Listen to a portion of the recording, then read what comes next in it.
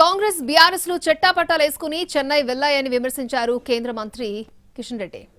దక్షిణ భారత్పై ప్రధాని మోడీకి కమిట్మెంట్ ఉందని వాళ్లు పాఠాలు చెప్పాల్సిన అవసరం లేదన్నారు. డీలిమిటేషన్ పై స్టాలిన్ కాంగ్రెస్ బీఆర్ఎస్ ఆడుతున్న డ్రామాలను ప్రజలు తిప్పికొట్టాలన్నారు కిషన్ రెడ్డి. అవినీతిలో కూరుకుపోయిన డీఎంకే ఆ అంశాన్ని పక్కదారి పట్టించేందుకు స్వార్థ రాజకీయాలు చేస్తోందని విమర్శించారు.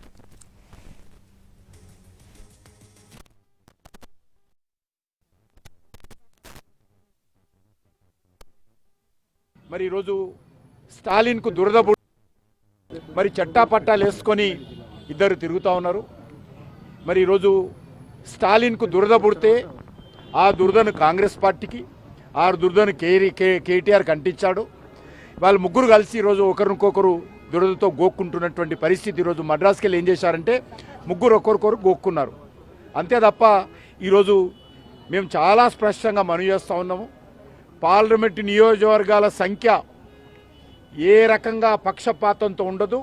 దేశమంతా ఏ రకంగా ఉంటుందో ఆ రకంగా ఉంటుంది. ఈరోజు దున్నపోతు ఈనిందంటే ఈరోజు స్టాలిన్, రేవంత్ రెడ్డి, కేటీఆర్ ముగ్గురు కలిసి ఆ దున్నపోతు ఈయన దూడను పక్క గట్టేని నప్పి తాడిచ్చాడట. ఆ రకంగా ఇలా వ్యవహారం ఉంది. ఇది పూర్తిగా దక్షిణ భారత ప్రజలందరూ కూడా తిప్పికొట్టాల్సినటువంటి అవసరం ఉంది.